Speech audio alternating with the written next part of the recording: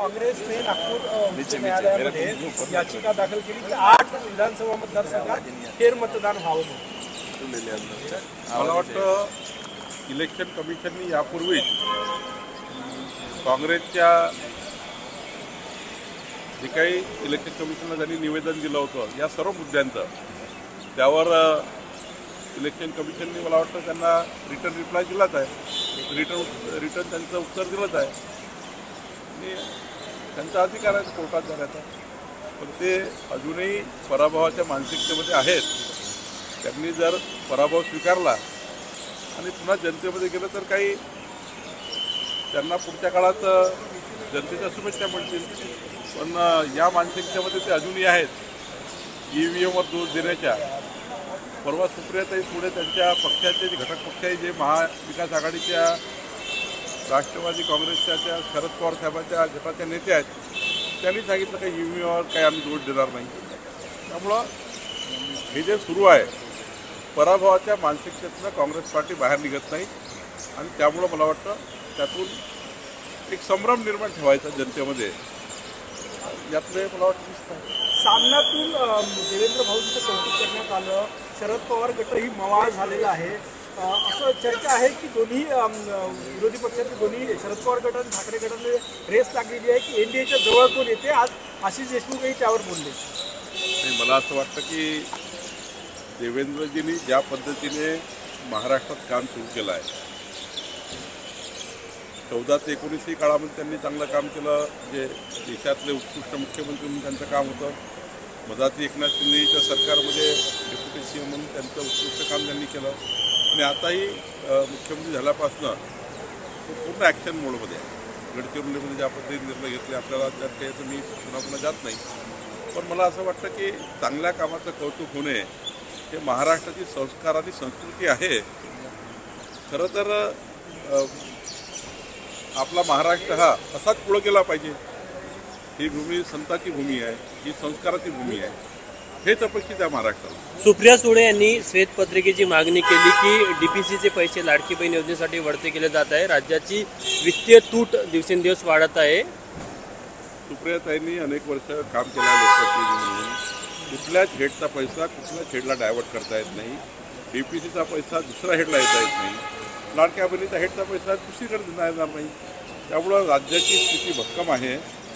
मोदींचं सरकार आमच्यासोबत आहे, डबल इंजिन सरकार महाराष्ट्रामध्ये आहे। इकडे मोदींचं सरकार आम्हाला मदत करत आहे, महाराष्ट्राचं सरकार देवेंद्रजी मुख्यमंत्री आहे आणि त्यामुळं मजबूत सरकार आमच्यासोबत असल्यामुळं आणि देवेंद्रजी सरकार एक अत्यंत अर्थतज्ञ मुख्यमंत्री महाराष्ट्रात आहे, अजितदादाही आहे, एकनाथजी आहेत, त्यामुळं राज्याची घडी एकदम चांगली आहे। 100% आमचं डबल इंजिन सरकार मोदी सरकारने आमचं सरकार मिळून जे जे वचनं जे जे आश्वासनं महाराष्ट्राला दिले ते आम्ही पूर्ण करू। लाडक्या बहिणीची योजनाही राहील आणि DPCचा पैसाही काय राहील। उद्धव ठाकरेंची सुरक्षा वाढवण्यात आलेली आहे, काय आढावा घेतला याबद्दल? जे काही सुरक्षा व्यवस्थेबद्दलची समिती आहे ती वेगळा आढावा घेत असते। पालकमंत्री कधी जाहीर होणार? मला वाटतं आमची चर्चा झाली आहे, या आठवड्यात चर्चा होईल, माननीय देवेंद्रजी निर्णय घेतील, पण तिन्ही पक्ष म्हणून आता आम्ही याच्या अंतिम ह्याच्यावर आलो आहे। अपात्र ठरलेल्या ज्या लाडक्या बहिणी आहेत त्यांचे पैसे परत घेतले जाणार आहे, अशी कारवाई होणार आहे, काय होणार? नुसता संभ्रम तयार करतायत। जे जे लाडक्या बहिणीचे अधिकृत लाभार्थी आहेत नियमाप्रमाणे आणि जो शासन निर्णय झाला होता लाडक्या बहिणीबद्दलचा त्यामध्ये कुणी गैरफायदा घेतला असेल तेवढाच रिव्ह्यू होणार आहे। बाकी योजना जशी आहे तशीच आहे, तशीच चालणार आहे। विरोधक कांगावा करतायत पण योजना तशीच चालणार। आज बीडमध्ये सर्वपक्षीय मुकमोर्चा होता, त्यामध्ये धनंजय मुंडे यांच्या राजीनाम्याची मागणी करण्यात आलेली आहे। मी आधीच सांगितलं की या प्रकरणामध्ये मोठा तपास सुरू आहे। देवेंद्रजींनी संपूर्ण तपास यंत्रणा कामात लावलेल्या आहे। तपासामध्ये जे जे निष्पन्न त्यांना थोडी वाट बघितली पाहिजे, याचा राजीनामा मागा त्याचा राजीनामा मागा, शेवटी काही तर निष्पन्न व्हावं लागेल।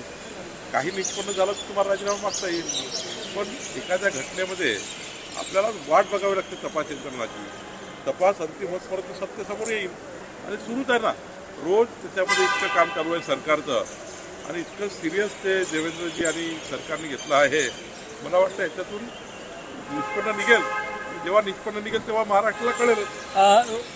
संतोष देशमुख प्रकरणामध्ये म्हणजे जरांगे म्हणाले की संतोष देशमुख यांच्या कुटुंबाला जर धक्का लागला तर आम्ही धनंजय मुंडेला रस्त्यावर फिरू देणार. बूमवर गेलाय.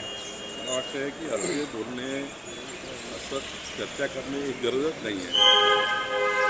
शेवटी सरकार हे सर्व बाबींनी काम करतं. ज्या ज्या सुरक्षा ज्यांना द्यायच्या असतात ते पूर्ण सुरक्षा सरकार देतं. त्यामुळं हे ना काय करू त्यांना काय करूपेक्षा या प्रकरणाचा तपास अंतिम करण्याकरता जे जे काही सहकार्य सर्व लोकांनी दिलं पाहिजे. तपास हा पूर्ण नियमाप्रमाणे होण्याकरता तपासामध्ये कुठली क्ल्यू राहू नये याकरता आपण सर्वांनी मदत केली पाहिजे. तिथल्याही जनतेने आणि तिथल्याही सर्व लोकांनी मदत केली पाहिजे. अशा पद्धतीचं त्या ठिकाणी एकामेकाशी चर्चा, एकामेकाबद्दल त्याचा राजीनामा यापेक्षा या प्रकरणाला दोषींना शिक्षा होईपर्यंत काम केलं पाहिजे. याकरता सरकार आणि विरोधी पक्ष म्हणून एकत्र आलं पाहिजे. राजन साळवी भाजपच्या वाटेवर आहे. माझी काही चर्चा झाली नाही आणि त्यामुळं मी आज काही बोलू शकणार. लाडक्या बहिणी आणि कृषी सन्मान योजना यातलं एकाला वगैरे जाणार काही नाही. सर्व योजना जशा तशा आहे. विरोधक हा नुसता याच्याबद्दलचा संभ्रम तयार करताय. जनतेने विरोधकाचं आता ऐकणं सोडलेलं आहे. सरकारवर जनतेचा विश्वास. CEN न्यूज, देश प्रदेश की ताजा तरीन खबरों के लिए CEN न्यूज को सब्सक्राइब करें और रहें पल पल की खबर से हर पल बाखबर.